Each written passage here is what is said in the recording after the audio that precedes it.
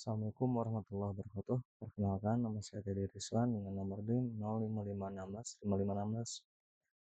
Hari ini saya akan mengerjakan tugas 2, yakni pemrograman berbasis web. Baiklah, langsung kita kepada soal tugas 2 hari ini.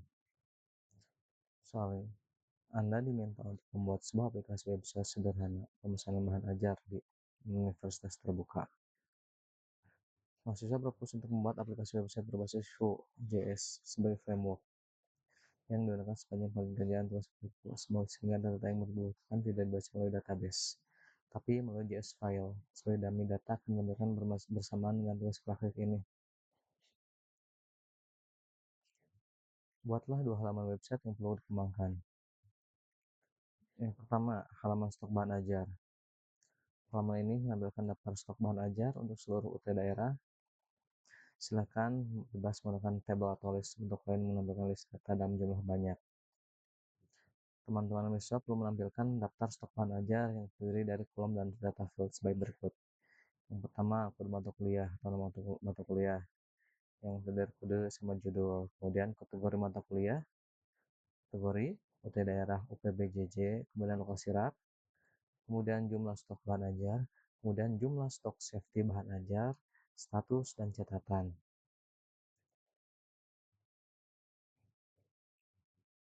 Kemudian terdapat fitur untuk mengedit stok data bahan ajar.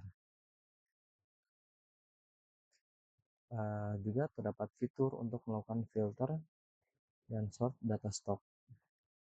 Baiklah, kita mulai.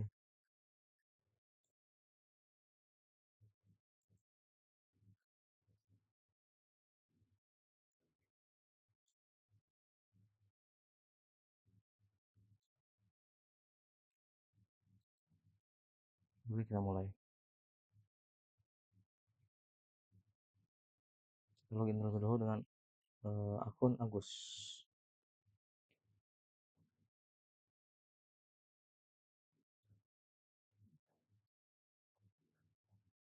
Klik login. Di sini di halaman ada informasi bahan ajar. Kita klik informasi bahan ajar. Nah, di sini sudah muncul informasi stok bahan ajar.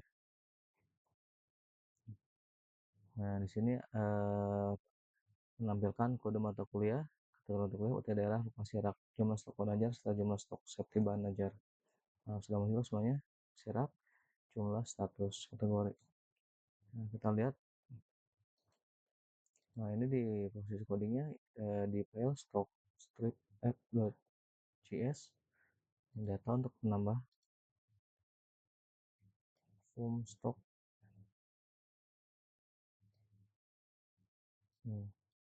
Data dari bahan ajar, UPBJ list, data bahan ajar, kategori list, data bahan ajar, stok data bahan ajar.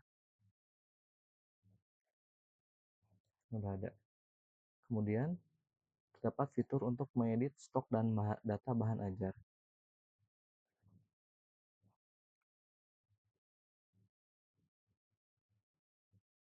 Klik stok.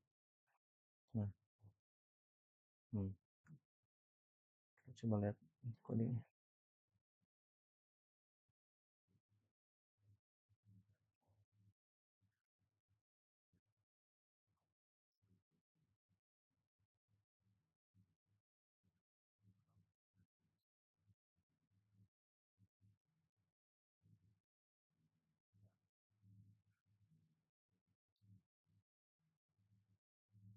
Nah, ini inilah coding untuk mengedit stok bahan ajar.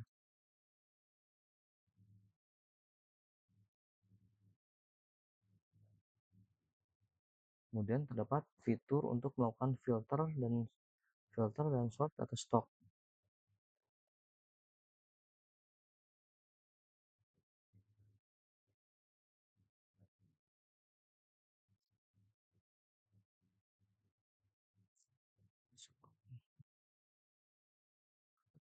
Filter. Nah, di sini akan muncul judul, jumlah, dan harga. Terdapat filter stok berdasarkan UT daerah, dan daftar setiap UT daerah UPJJ list, serta kategori mata kuliah. Kemudian terdapat filter yang hanya menampilkan jumlah stok quality di bawah dari jumlah safety stock dan jumlah stok untuk menjadi daftar yang dapat reorder bahan ajar. Kemudian terdapat fitur tersebut mengurutkan berdasarkan judul, stok, dan harga. Nah, inilah stok yang judul. Nah, ini dari huruf B, D, V, judul, kemudian jumlah, bukan dari jumlah terkecil sampai yang besar, kemudian harga, harga dari yang termurah sampai yang termahal.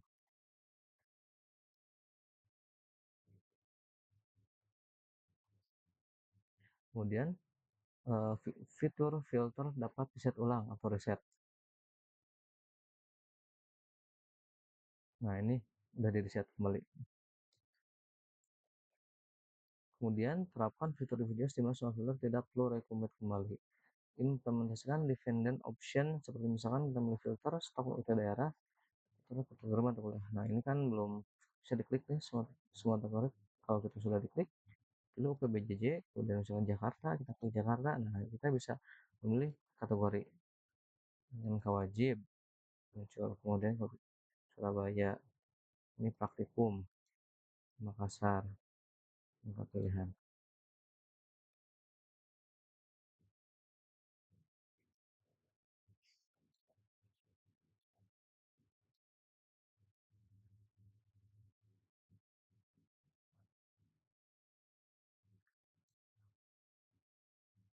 Kemudian menampilkan status dari stok bahan ajar, memberikan status aman menggunakan simbol, memberikan tanda yang memberikan kesan aman ataupun teks berwarna hijau. Kemudian stok menipis dengan warna orange terus di bawah safety stock. Kemudian yang terakhir status kosong, menunjukkan adanya bahaya atau dengan konversi berwarna merah.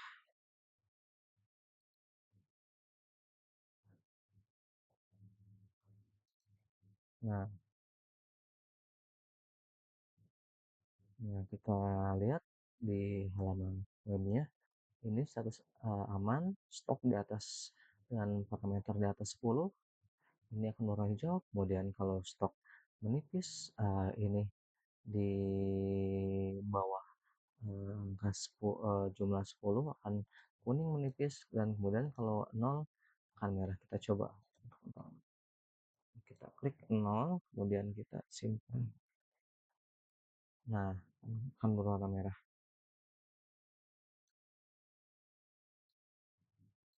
Nah, ini codingnya. Status teks turun kosong, menipis, terus aman. Nah, beserta dengan riset. Kemudian terdapat fitur untuk menambahkan data bahan ajar baru melalui formulir kecil dan melakukan validasi sederhana untuk setiap data field. Nah, sini kita sudah ada fitur tambah bahan ajar. Kita klik. Nah, kemudian kita coba masukkan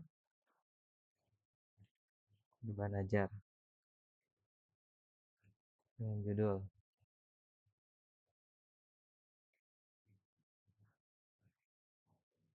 Kategorinya ini wajib.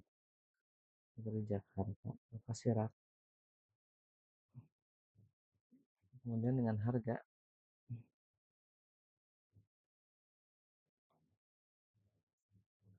jumlah,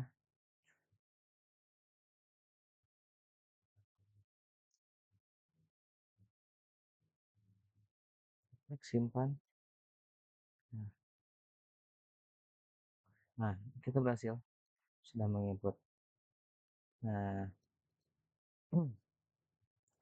sini jumlah pemrograman itu hanya 7. Nah, dengan indikasi kan dengan 100 menipis karena itu di bawah 10. Nah, kemudian kalau kita klik edit, kita ganti dengan 0. Nah, ini akan berubah menjadi warna merah. Kemudian kita coba tampilkan stok menipis. Nah, kita klik stok. Nah, sekarang ada akan muncul penggunaan yang dengan menipis akan muncul semua. kita coba jumlah judul, muncul, kita coba reset. Nah, kemudian selanjutnya kita ke nomor 2, yakni tracking delivery order atau DO. Kita masuk terlebih dahulu ke kita klik tracking pengiriman. Halaman ini menampilkan halaman untuk tracking status pengiriman delivery order bahan ajar. Tetapi di sini belum menerapkan penggunaan framework view. Terdapat fitur untuk menambahkan input delivery order yang baru. Berikut adalah data yang perlu diisi. Nomor DO di mana generate otomatis, kemudian tahun berjalan, dan sequence number. Misal D002025 strip 001 untuk data awal. Nah, selanjutnya itu framework jadi DO20250002 dan seterusnya. Kita cek. Nah, ini ya, nomor DO2025 strip 001 udah terisi dari Wulandari. Nah, kemudian selanjutnya otomatis ini akan muncul DO0 2020 strip 0002.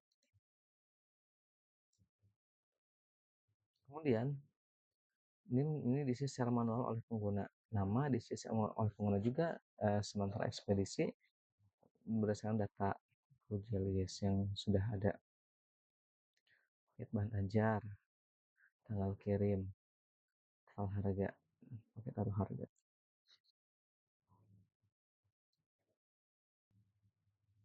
Nah, di sini coding untuk di tracking DO kita akan menginput nomor DO, kemudian NIM yang harus diisi ini wajib nama, ekspedisi, paket, tanggal kirim.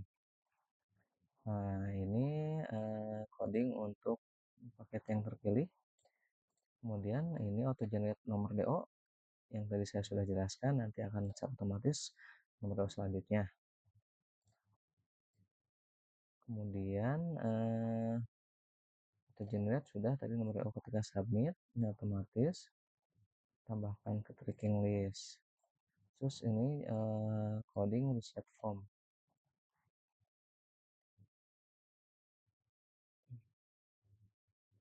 Nah, ini data harus lengkap semua sebelum menyimpan data.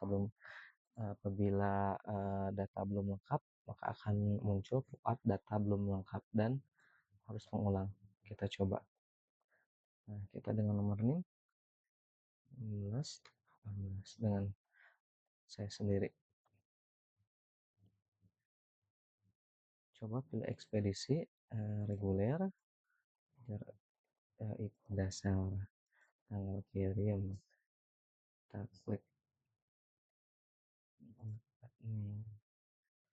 Nah, ini secara otomatis sudah muncul ya. Kita tambahkan DO baru. Nah, paket berhasil tersimpan. Oke, dan tersimpan atas nama saya.